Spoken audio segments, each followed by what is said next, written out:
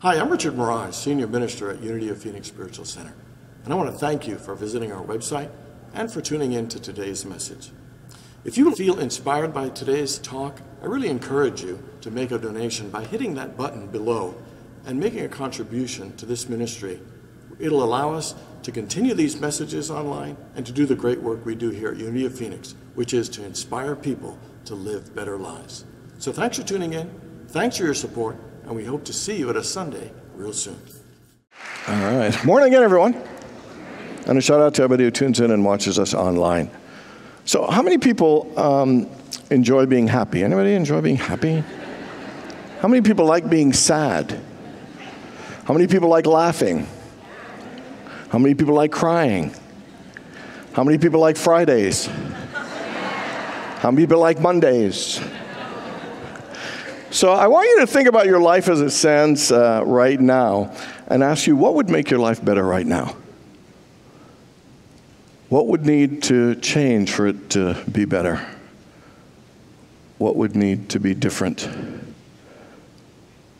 What would you need to do? What would you need to let go? What would you need to achieve or become to feel happy and for your life to feel better? So of all the possible things you thought about to make your life better, how many people thought about understanding? Okay. 3 people. That's perfect. You know, it's funny, when I was a kid, I heard a line from Scripture in the book of Proverbs, and it said this. It said, "In all you're getting, get understanding." And I didn't understand how getting understanding was going to make my life better. Because I figured in all my getting, I want to get some more success, get some more money, get a nice car. In all the getting that I could think of getting for my life to be better and to be happier, understanding is the last thing I'd be thinking about getting. And yet the richest and most powerful and wisest man in the Bible is King Solomon. He loved God, and God came to him one night and said, what is it that I could give you? He said he was about to give him anything he wanted. And Solomon said, "Give your servant an understanding mind."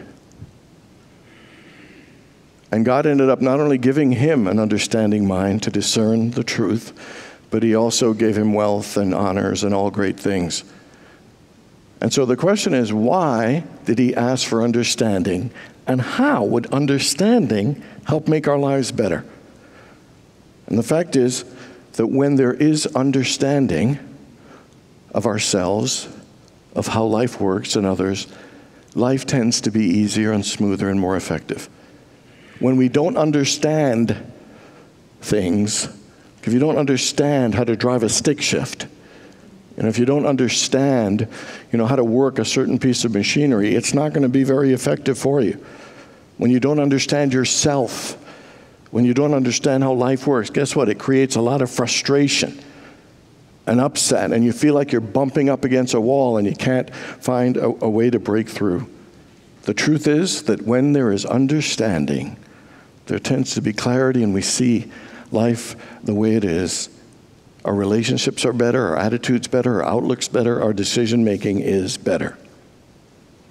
So today we're talking about understanding life as a path to actually having a better life and enjoying it in greater ways.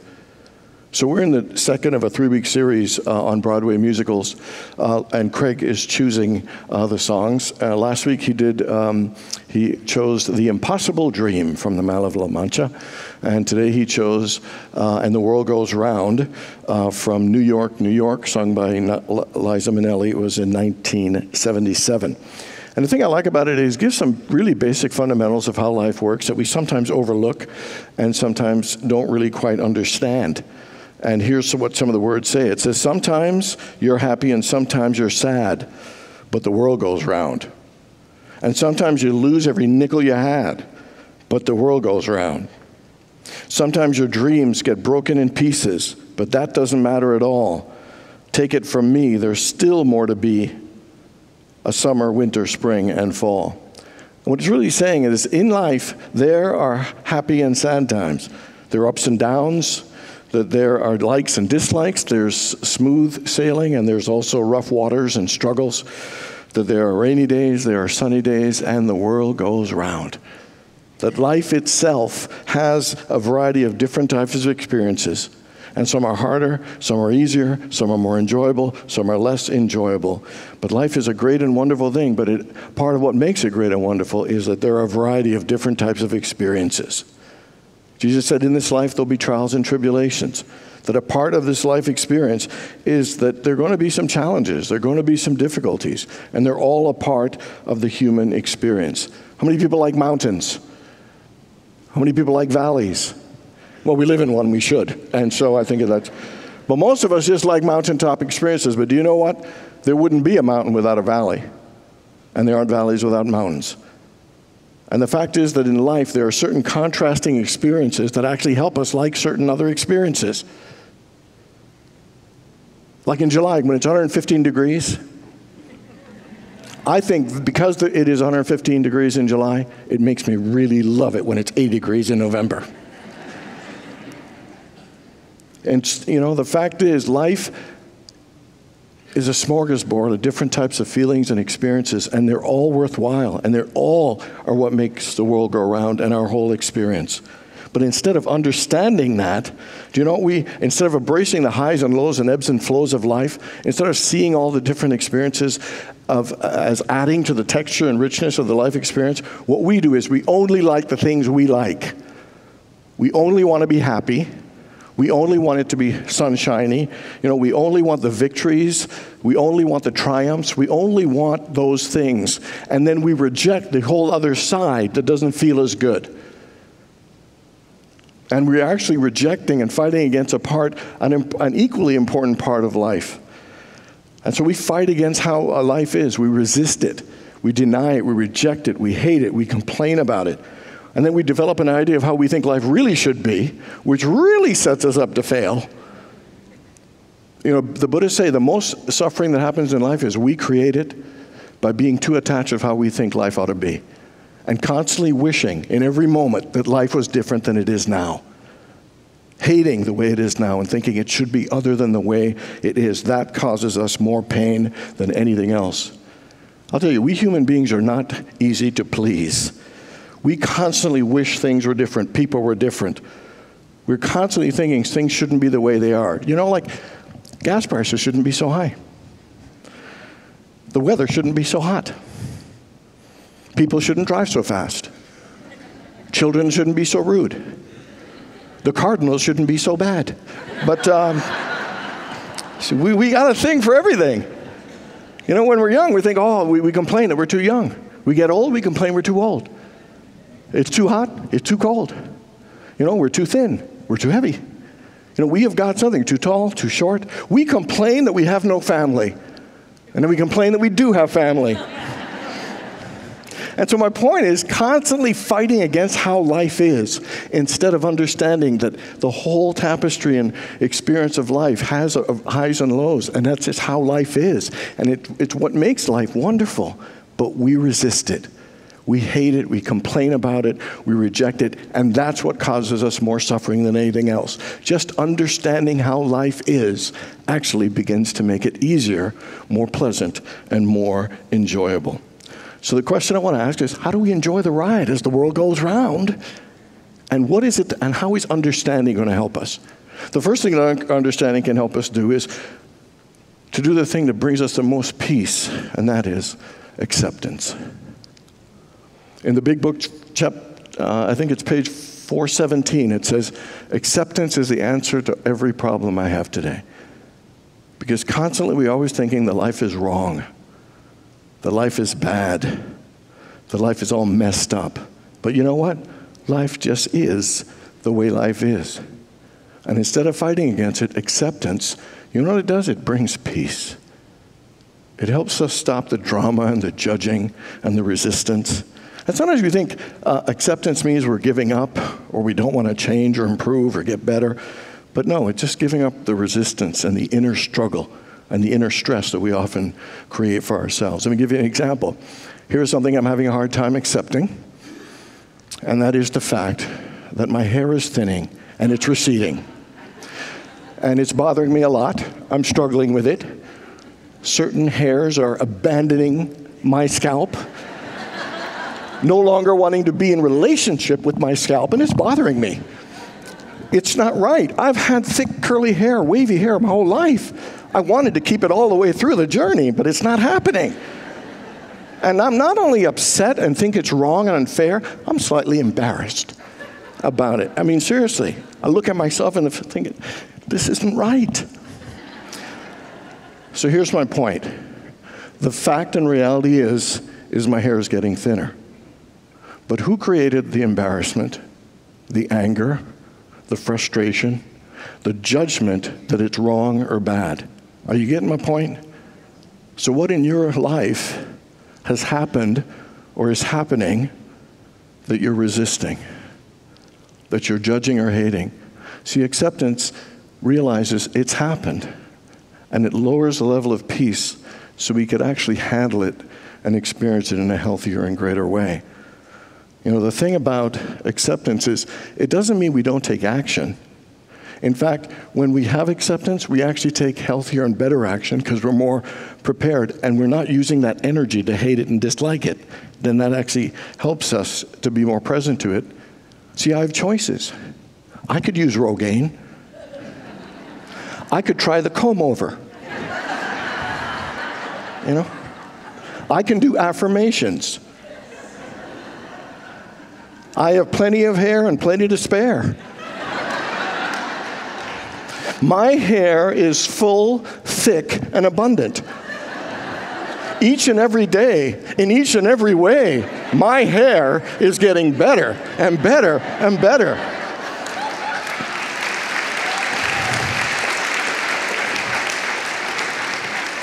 And so with acceptance, you still have options and choices. You just don't fight against it and hate it. See, if someone hits your car, acceptance doesn't mean you don't file a claim. If you have an employee that's constantly late, doesn't mean you don't reprimand them, or if they embezzle, doesn't mean that you don't terminate them. And so we think acceptance is soft, but it's powerful. It creates peace in not fighting against what is happening. And it actually, from that centered place, you actually make better and wiser choices. So what are you having a hard time accepting in your life? What is it that you're resisting and avoiding that it's time for you to face or just accept or acknowledge? And some of the things, the truth is that sometimes it is loss and pain are just a part of life. Disappointment and failure are a part of life. We don't have to be ashamed about it or embarrassed about these things. They're a part of life. And acceptance helps calms us and heal us.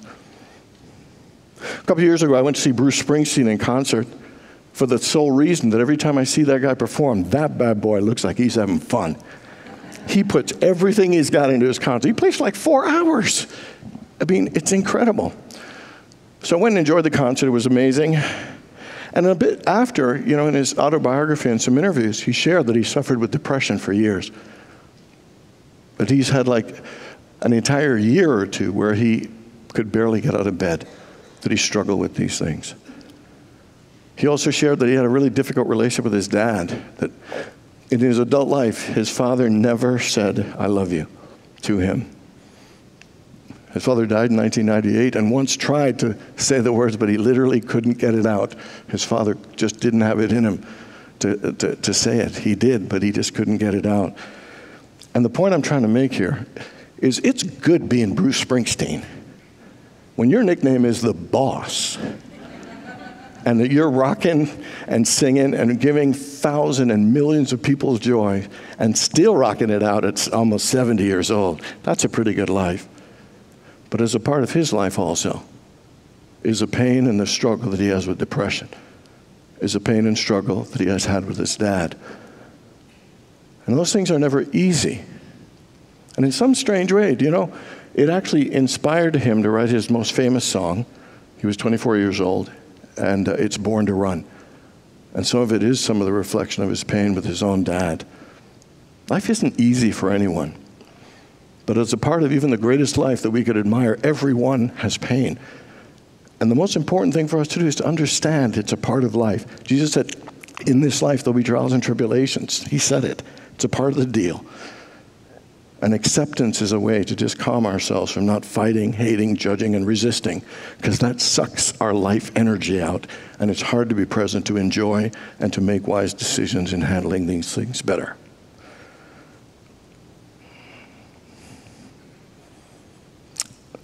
Pain and happiness are a part of life. And the question is, how are you going to respond to it? Are you going to reject it, resist it, or accept it and embrace it? Because either way, the world will go around.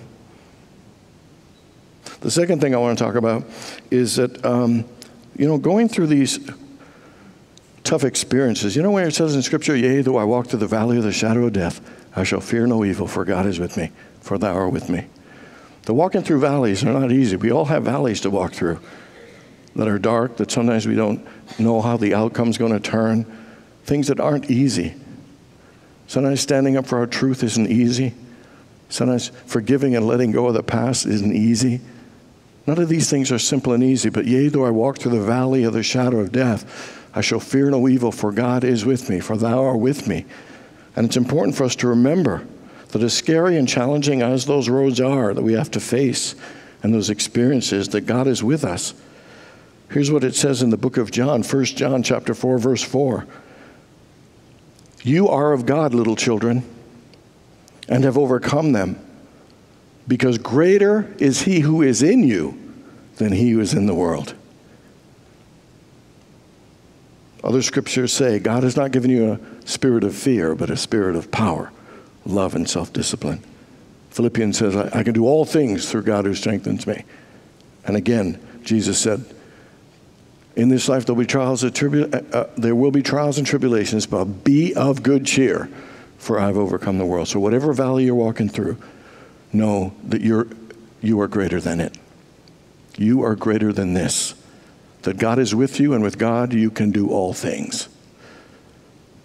So think of something that's challenging you right now, some valley you might be going through, and just say to yourself, I am greater than this. Half voice, okay? I am greater than this. Deep breath, even a bit softer. I am greater than this. God is with me, and with God I can do all things. Together. God is with me, and with God I can do all things. One more time. God is with me, and with God I can do all things. So when you're walking in the valley, remember, God is with me, and with God I can do all things. Let's say it together. God is with me, and with God I can do all things. One of my favorite Easter stories is when Jesus is walking and entering Jerusalem. And here it is. Jesus knows it's going to be tough. He knows it's going to be painful. But he comes walking in, he comes in humble on a donkey with his head high. And it says, blessed is he who enters in the name of the Lord. And so there he is entering a really tough situation, knowing in a humble, confident way that God is with him. And he has all the resources he needs to handle his situation well. And that's the truth for all of us. When we enter any situation in the consciousness of God, in the awareness of these resources in us, and know that it is ours to do, good things will happen. God is with me, and with God I can do all things. One more time. God is with me, and with God I can do all things. Deep breath. And the final thing is that I really believe there's sometimes that we're so scared to live or fail or get embarrassed that we kind of hold back and don't fully put ourselves into all the things that we do.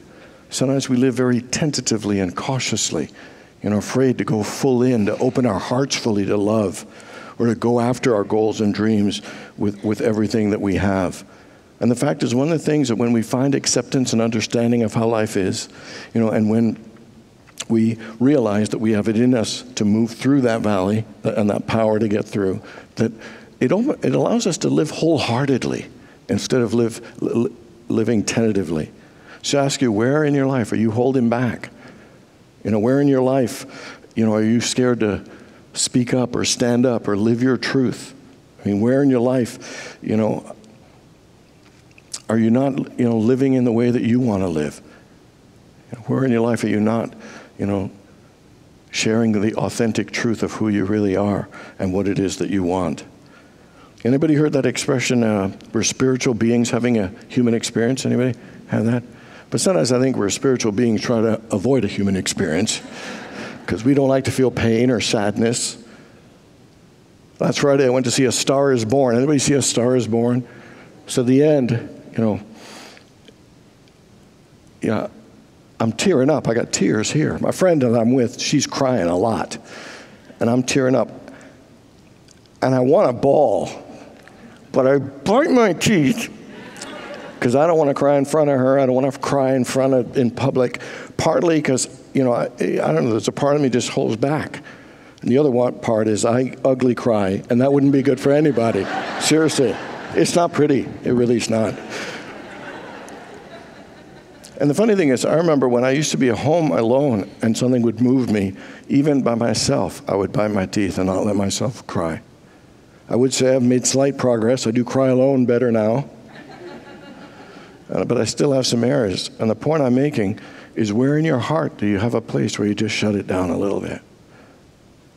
That when it gets too intense, too intimate, too whatever, too scary, that we kind of close it down.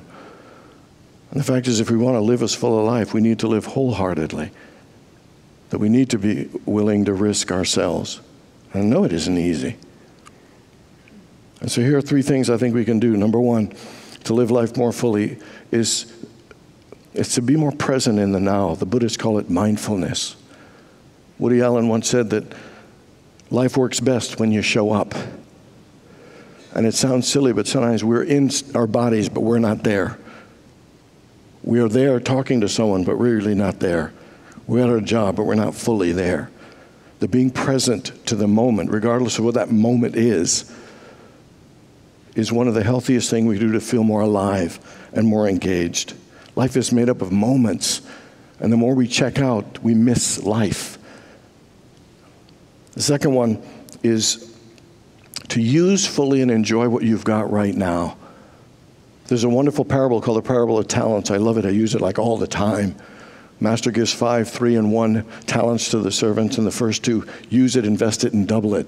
And the thing I like the most is what he says at the end. He says to the ones that doubled it, he said, "Well done, my good and faithful servant. You have done well with what I've given you, and now I will let you share in more of your master's joy."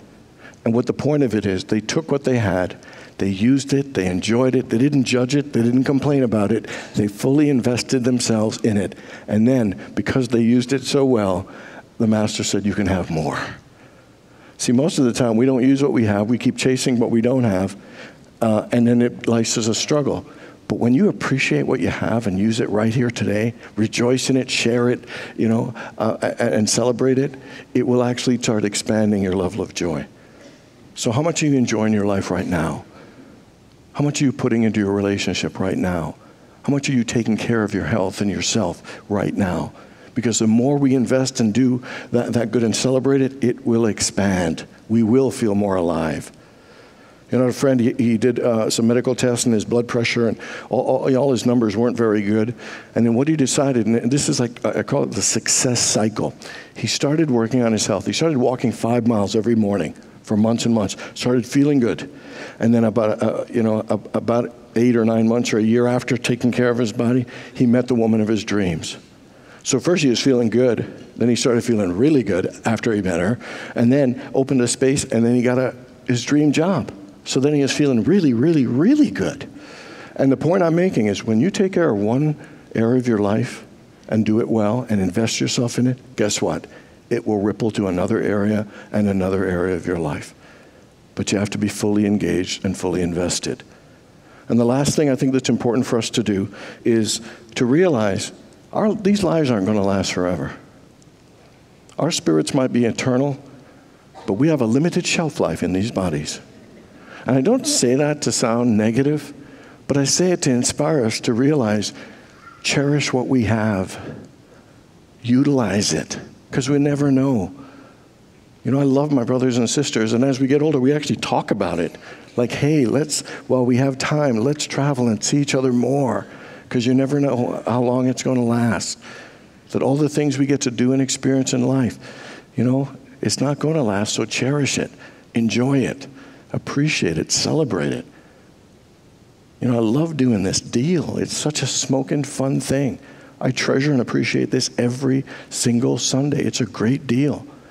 I won't ask you, remember you said, do you like Fridays? Do you like Mondays? I know you like Sundays. But I know I love Sundays, you know. And so for you, what are the things you want to cherish more? What are the experiences you want to cherish more? The relationships you cherish more? The activities that you cherish more? Because this go-round only has so many go-rounds in this human form. And the question is, how much are you putting yourself into it and investing yourself and your heart into it? So the thing about making life better, I think, is understanding. Understanding that life has its ups and downs and its highs and lows, and that when you accept that and embrace it, that when you realize that God is with you and you can handle all the valleys that you have to walk through, and when you fully invest and use what you have joyously and cherish it all, I think you live life more fully, more gratefully, more joyously, more meaningfully, and more masterfully. Happiness and sadness are a part of life, and it's a choice that we get to make. And I think if we really want to make the best choice, the choice is to enjoy the ride as the world goes round. God bless you, everybody.